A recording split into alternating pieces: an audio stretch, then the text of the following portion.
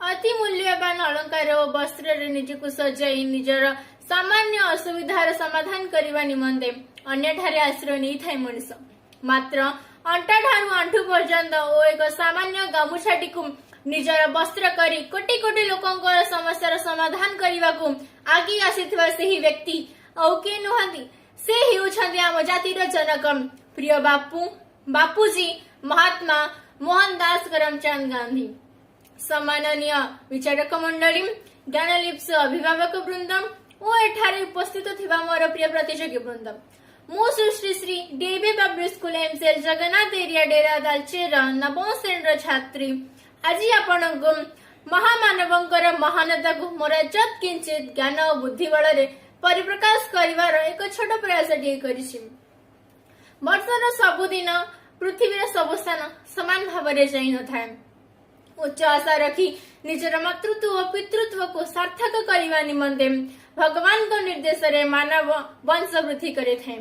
किए जाने कहा भाग्य रे मुकुट तो कहा भाग्य रे पृथ्वी पृष्ठर पथर शोभा पाई थाए।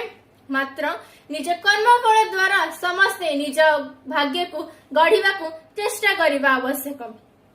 ठीक एहीपरि एक शुभ मुहूर्त 1869 मसीहा अक्टोबर मास 2 तारीख रे गुजरात रो पोरबंदर ठारे पिता करमचंद उत्तम चंद गांधी और माता पुतली बाई ठारू जन्म नहीं जगजन्मा मोहनदास।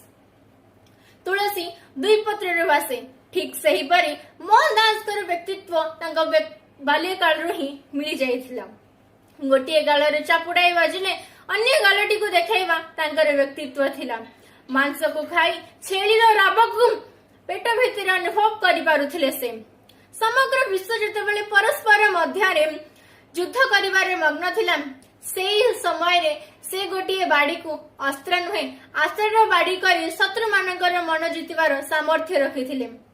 दीर्घ 200 वर्ष धरी निज भारत को पराधीनतार शिकुल रे देखि समस्त स्वार्थ को त्याग करी से स्वाधीनतार पुरोधा सजिथिले। जहांकर प्रतिदिन दिन गोटे गोटे कहानी ताहाकू 4-5 मिनिट समय रे वर्णना करिबा धर्म को आखिठार सदृश।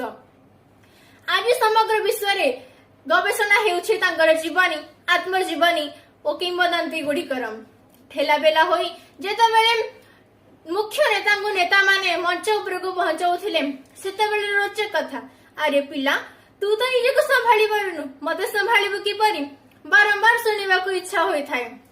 अन्याय विरुद्ध रे भूल वशतः हिंसात्मक कार्य होई गले निज साथी को अभिमान करी अनशन रखिबार व्यक्तित्व से इंग्रेज सरकार जुलुम विरोध से केबे उत्तेजित होई नथिले कि उत्तेजना को आश्रय दे नथिले।